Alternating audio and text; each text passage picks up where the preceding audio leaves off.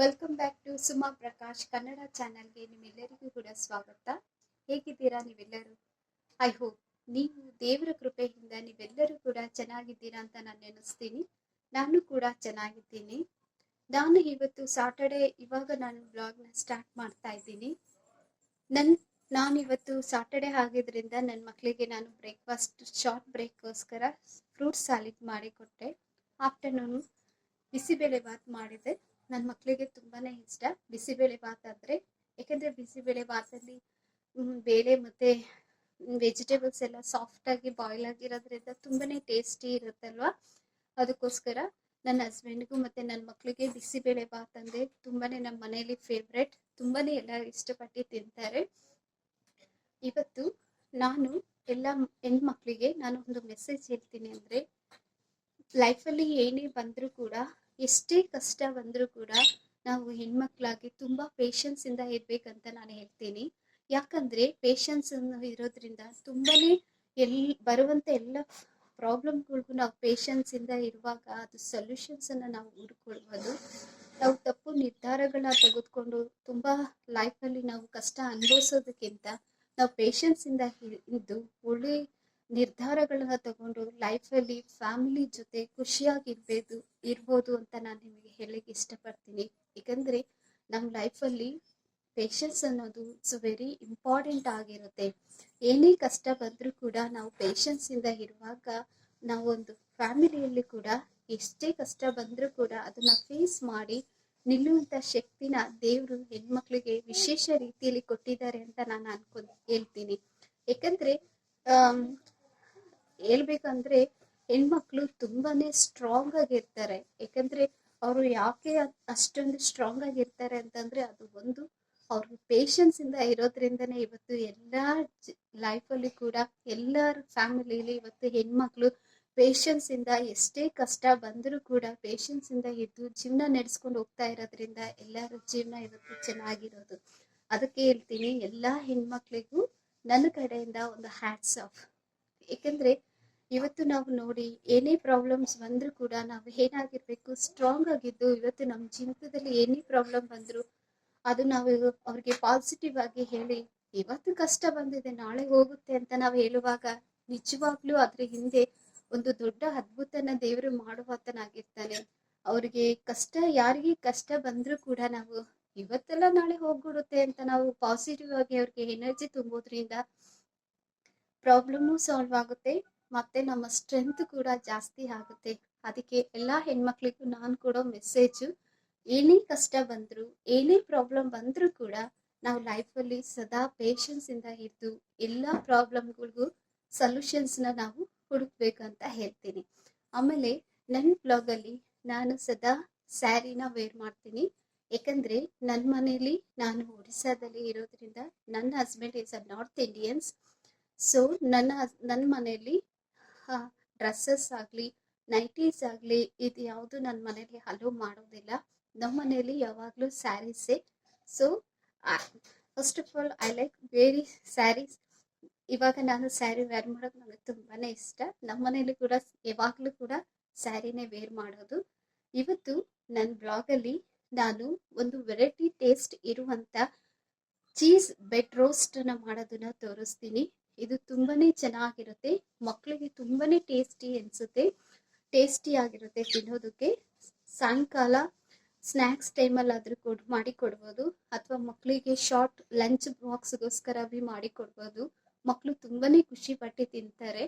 ದೊಡ್ಡವರು ಕೂಡ ತುಂಬ ಟೇಸ್ಟಿ ಆಗಿರುತ್ತೆ. ನಾವು ಯಾವಾಗ ಬೇಕ್ರಿಗೆ ಹೋಗಿ ತಗೊಂಡು ತಿಂತೀವೋ ಅದಕ್ಕಿಂತ ಟೇಸ್ಟಿ ಆಗಿರುತ್ತೆ. ಏಕೆಂದರೆ ನಾವು ಮನೆಯಲ್ಲೇ ಎಲ್ಲ ತಿಂಡಿಗಳನ್ನ ಮಕ್ಕಳಿಗೋಸ್ಕರ ನೀಟ್ ಆ್ಯಂಡ್ ಕ್ಲೀನ್ ಮಾಡಿ ಕೊಡೋದ್ರಿಂದ ಮಕ್ಕಳು ಹೆಲ್ತ್ ಕೂಡ ಚೆನ್ನಾಗಿರುತ್ತೆ ಆ್ಯಂಡ್ ನೀಟ್ ಆ್ಯಂಡ್ ಕ್ಲೀನಾಗೂ ಇರುತ್ತೆ ಅಂತ ನಾನು ಹೇಳಕ್ಕೆ ಇಷ್ಟಪಡ್ತೀನಿ. ಹಾಗಾದರೆ ಬನ್ನಿ ಇವತ್ತಿನ ಡಿಶಸ್ ಚೀಸ್ ಬ್ರೆಡ್ ರೋಸ್ಟ್ನ ಯಾವ ಥರ ಮಾಡೋಣ ಅಂತ ಹೇಳೋಣ.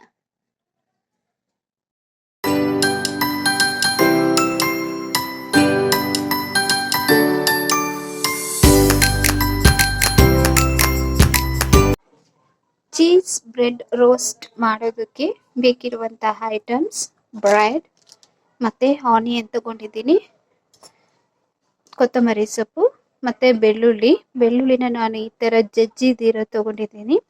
2 ಹಸಿರು ಮೆಣಸಿನಕಾಯಿ, 2 ಟೊಮೊಟೊ, 1 ದಪ್ಪ ಕ್ಯಾಪ್ಸಿಕಮ್ ತೊಗೊಂಡಿದ್ದೀನಿ, ಮತ್ತು ಚೀಸು, ಬಟರು, ಆಯಿಲು ಮತ್ತು ಸಾಲ್ಟು ಇಷ್ಟನ್ನ ಉಪಯೋಗಿಸಿ ನಾವು ಬ್ರೆಡ್ ಟೇಸ್ಟಿಯಾಗಿರುವಂಥ ಚೀಸ್ ಬ್ರೆಡ್ ರೋಸ್ಟನ್ನ ಮಾಡ್ಬೋದು. ಹಾಗಾದರೆ ಬನ್ನಿ ಮಾಡೋಣ. ಕಡಾಯಿ ಇಟ್ಕೊಳ್ಳೋಣ. ಇದರಲ್ಲಿ ನಾವು ಬಿಸಿಯಾಗಿದೆ. ಇವಾಗ ಆಯಿಲ್ ಹಾಕ್ತೇನೆ. ಒಂದು 3 ಸ್ಪೂನಷ್ಟು ಆಯಿಲ್ ತಗೊಳ್ಳಿ.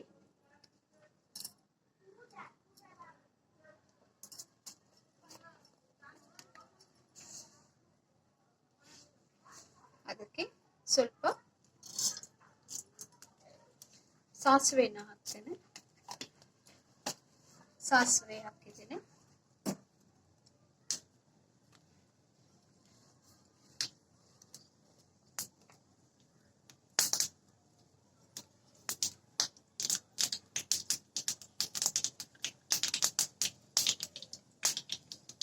ಸ್ವಲ್ಪ ಜೀರಿಗೆ ಹಾಕೋಣ.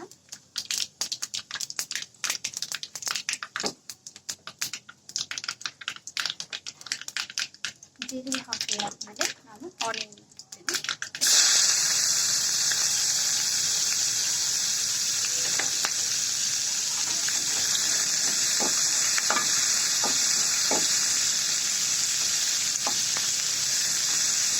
ಆನಿಯನ್ ಎಲ್ಲ ನಾನು ಸ್ಲೈಟಾಗಿ ಕಟ್ ಮಾಡ್ಕೊಂಡಿದ್ದೀನಿ.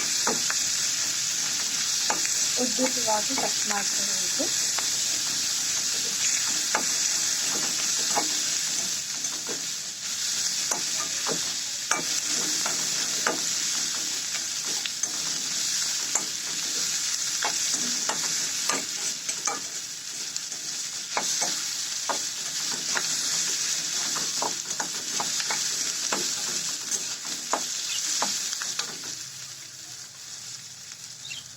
ಅದು ಸ್ವಲ್ಪ ಗೋಲ್ಡ್ ಕಲರ್ ಬರೋ ತನಕ ನಾವು ಫ್ರೈ ಮಾಡಬೇಕು.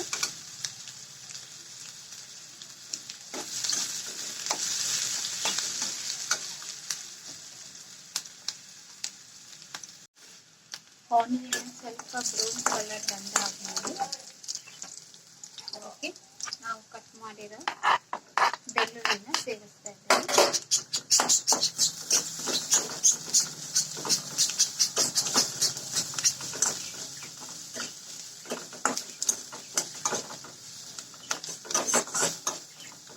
ನಂತರ ಟೊಮೊಟೊ ಮತ್ತು ಕ್ಯಾಪ್ಸಿಕಮ್.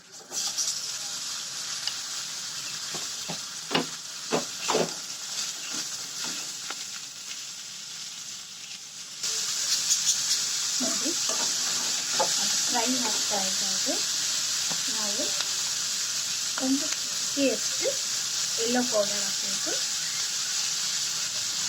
1 ಸ್ಪೂನಷ್ಟು ಯೆಲ್ಲೋ ಪೌಡರ್,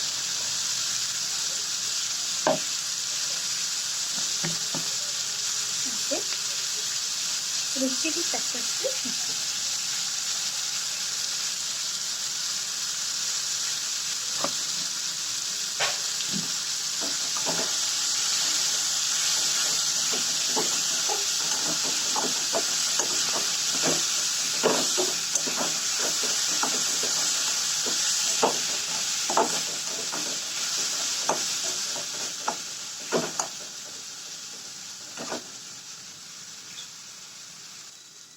ನೋಡಿ, ಅದು ಸ್ವಲ್ಪ ತುಂಬ ಚೆನ್ನಾಗಿದೆ ರೋಸ್ಟ್ ಆಗಲಿ. ಅದ್ರ ಜೊತೆ ಲಾಸ್ಟಲ್ಲಿ ನಾವು ಕೊತ್ತಂಬರಿ ಸೊಪ್ಪನ್ನ ಹಾಕ್ತಾ ಇದ್ದೇನೆ.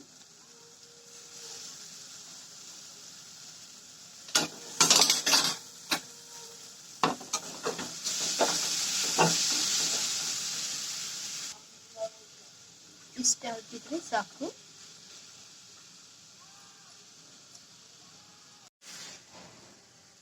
ಇಷ್ಟ ಆಗಿದ್ರೆ ಸಾಕು. ಇದನ್ನ ನಾವು ಸೈಡಿಗೆ ಇಟ್ಟಿಡೋಣ.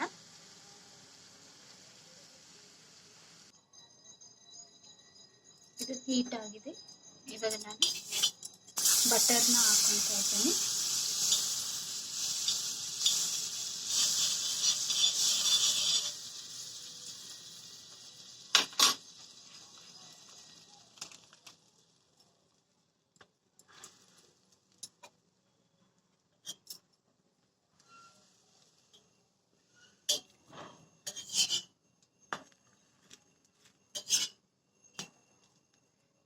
ಬ್ರೆಡ್ನ ಎರಡು ಕಡೆ ನಾನು ಸ್ವಲ್ಪ ಹೀಟ್ ಮಾಡ್ಕೊತೀನಿ.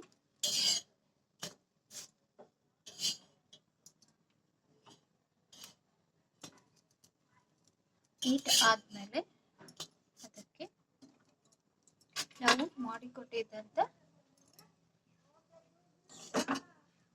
ಮಿಶ್ರಣನ ಸೇರಿಸ್ತಾ ಇದ್ದೀನಿ.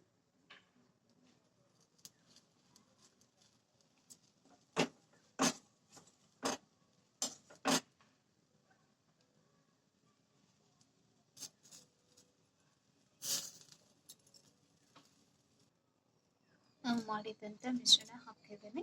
ಮತ್ತೆ ಇವಾಗ ಅದ್ರ ಮೇಲೆ ಚೀಸ್ ಹಾಕ್ತೇನೆ.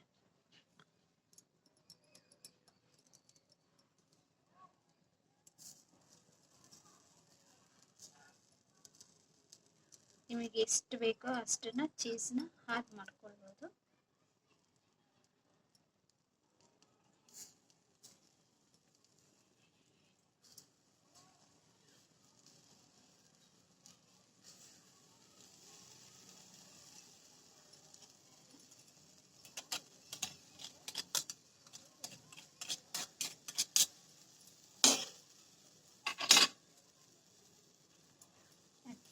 ಅದ್ರ ಮೇಲೆ ನಾವು ಮತ್ತೊಂದು ಬ್ರೆಡ್ ಇಡ್ತಾ ಇದ್ದೀನಿ.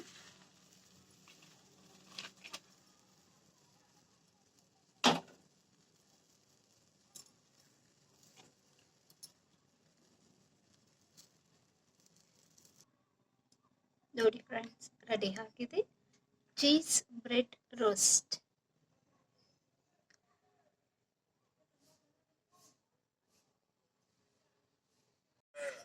ನೋಡಿದ್ರಲ್ಲ ಫ್ರೆಂಡ್ಸ್, ಯಾವ ತರ ಮಾಡೋದು ಚೀಸ್ ಬ್ರೆಡ್ ರೋಸ್ಟ್ ಅಂತ.